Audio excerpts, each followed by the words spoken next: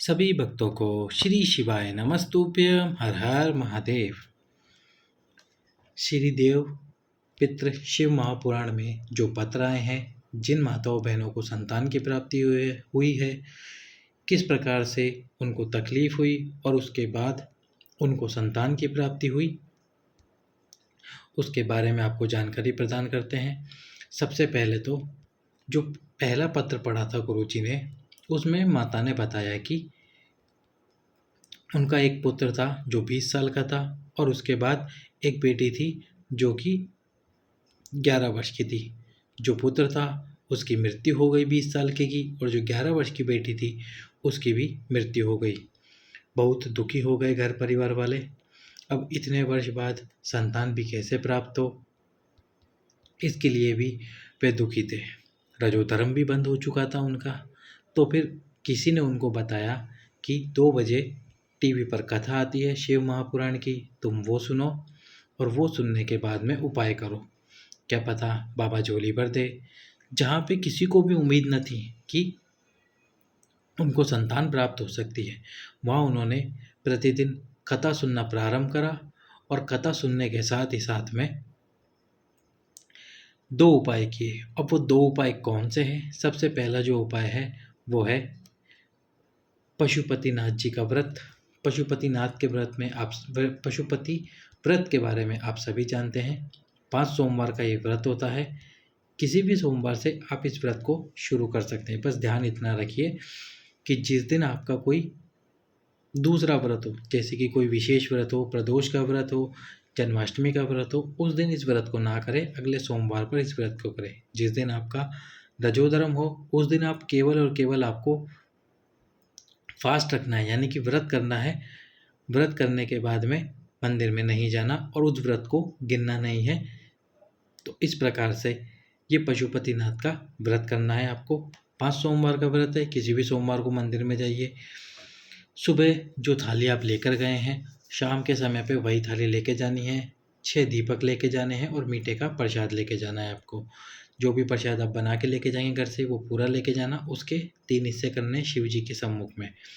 3 हिस्से करने के बाद में 2 हिस्से मंदिर में छोड़ देने, 1 हिस्सा अपने साथ में लेकर आना है। 6 में से 5 दीप वहीं मंदिर में जला देने हैं, प्रज्वलित कर देना है मनोकामना बोलते हुए। और जब घर में प्रवेश करोगे तो सीधे हाथ पर छठे दीप को प्रज्वलित कर देना है आपको, आपकी मनोकामना बोलते हुए। इसी प्रकार से सारे व्रत करने हैं। आखिरी व्रत में जो 5वां व्रत हो आपका, उसमें आपको क्या करना है, 108 वस्तुएं समर्पित करनी है, एक एक करके श्री शिवाय नमस्तुभ्यम या महादेव का कोई भी नाम बोलते हुए। और साथ में एक श्रीफल समर्पित करना है, जिस पर आपको 7 बार मूली का धागा लपेटना है। भगवान शंकर के शिवलिंग से स्पर्श करा के शिवलिंग के पास में उस मूली के धागे वाले श्रीफल को रख देना है। इस प्रकार से 5 व्रत आपके पूर्ण हो जाएंगे। तो उसके साथ में एक और जो उपाय सभी पत्रों में किया गया वो था सफ़ेद आंकड़े की जड़ वाला उपाय। तुमरुका जी का नाम लेकर, तुमरुकेश्वर महादेव का नाम लेकर पति और पत्नी दोनों ने सफ़ेद आंकड़े की जड़ को भगवान शंकर के शिवलिंग से 21 बार घुमाई और उसको वहीं शिव मंदिर में खड़े होकर भगवान शंकर को देखते हुए नंदी जी के पीछे की तरफ लाल कपड़े में लाल धागे में बांध ली। उसके बाद में इन्होंने एक पीपल का पत्ता प्रतिदिन समर्पित किया अवधूतेश्वर महादेव के नाम से। और फिर उस पीपल के पत्ते को गाय के दूध में उबालकर पति और पत्नी दोनों ने उसका पान किया तुमरुकेश्वर महादेव के नाम से। तो ये 2 उपाय वो माता ने किए, जिसको कुछ भी उम्मीद नहीं थी, घर परिवार वालों को भी उम्मीद नहीं थी। तो इतने वर्षों बाद में उनको उसी दिन, जिस दिन उनके बड़े बेटे की मृत्यु हुई थी जो 20 वर्ष का था, उसी दिन उनको पुत्र रत्न की प्राप्ति हुई। अगला जो उपाय गुरुजी ने बताया कि उन्होंने केवल इतना ही बताया गुरुजी ने कि 36 साल बाद एक माता को संतान की प्राप्ति हुई। उन्होंने शिव महापुराण की कथा सुनी और साथ में ये 2 उपाय किए जिससे उनको संतान की प्राप्ति हुई। अगला जो पत्र पढ़ा गुरुजी ने, उसमें बताया कि सब लोग वो माता को ताना देते थे कि तेरे संतान नहीं हो सकती थी। उसके बाद भी उन्होंने शिव महापुराण की कथा सुनी, साथ में 2 उपाय किए जो कि पशुपतिनाथ जी का व्रत और साथ में सफ़ेद आंकड़े की जड़ वाला उपाय। वो करने के बाद में उनका गर्भ ठहरा। लेकिन जब गर्भ ठहरा तो डॉक्टर ने कहा कि तुम्हारे घर में एक बच्चा और 2 गांठ है, तुमको इन 2 गांठों का ऑपरेशन कराना पड़ेगा, ऑपरेशन कराओ जल्दी से जल्दी। पर उन्होंने कहा कि मैं ऑपरेशन नहीं कराऊंगी। साथ ही साथ में बोले ये गांठ है तो भी कोई बात नहीं। उनकी जब डिलीवरी हुई तो जो 2 गांठ थी वो 2 गांठ नहीं बल्कि 2 बच्चे थे, और इस प्रकार उनको 3 बच्चों की प्राप्ति हुई।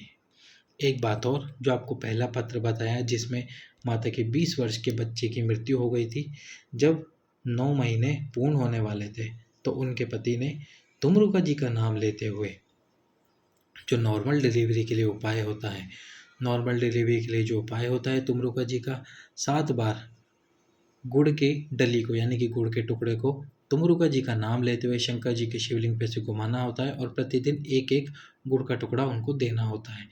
वो गुड़ का टुकड़ा दिया, इससे उनको नॉर्मल डिलीवरी भी हुई, बिना ऑपरेशन के उनकी डिलीवरी हो गई।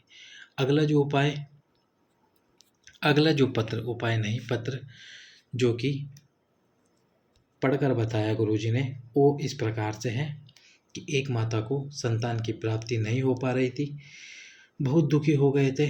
उसके बाद उन्होंने शिव महापुराण कथा सुनना प्रारंभ करा। कथा सुनने के बाद में सफ़ेद आंकड़े की जड़ को बांधा। सफ़ेद आंकड़े की जड़ को बांधने के बाद में पशुपति व्रत भी किया, लेकिन उनका रजोधर्म आ गया। अब रजोधर्म आ गया, वह बहुत दुखी हो गई।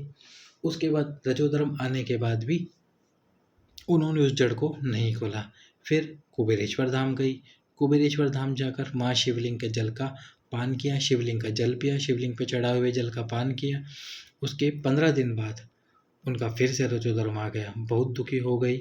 रजोधर्म आने के बाद फिर उन्होंने उस जड़ को बांधे रखा, बाबा से विनती करती रही, और इस प्रकार उनको अगले महीने संतान की खुशी प्राप्त हुई। यानी कि उनका रजोधर्म नहीं आया, वही जड़ उन्होंने बांध के रखी, उस जड़ को नहीं खोला, पशुपति व्रत करती रही, उस जड़ को बांध के रखा, और अगले महीने उनको खुशखबरी मिली कि उनका रजोधर्म नहीं आया और 9 महीने बाद उनको संतान की प्राप्ति हुई।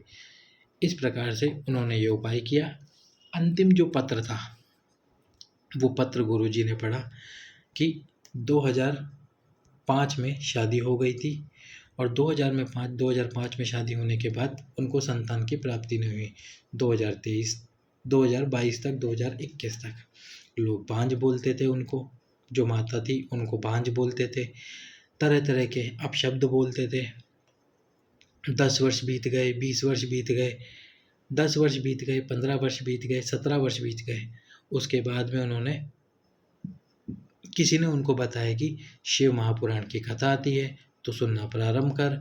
शिव महापुराण की कथा उन्होंने सुनना प्रारंभ करा। आसन लगाकर शंकर भगवान की कथा सुनना प्रारंभ करा। साथ में जब वे कथा सुनती थी तो अपने हाथ में अक्षत जरूर रखती थी। अक्षत रखकर भगवान शंकर की कथा को सुनना प्रारंभ करा। बाबा से विनती करी संतान प्राप्ति के लिए। पशुपतिनाथ जी का व्रत करा, सफ़ेद आंकड़े की जड़ वाला उपाय करा, और उनको 18 वर्षों के बाद संतान की प्राप्ति हुई। तो इस प्रकार आप भी ये उपाय करें। पत्र जो गुरुजी ने पढ़कर सुनाए हैं, इन पत्रों में जिन जिन माताओं को संतान की प्राप्ति हुई है, आप भी उसी प्रकार पशुपतिनाथ जी का व्रत करें, सफ़ेद आंकड़े की जड़ वाला उपाय करें, आपको भी संतान की प्राप्ति जरूर होगी। सभी भक्तों को श्री शिवाय नमस्तुभ्यं।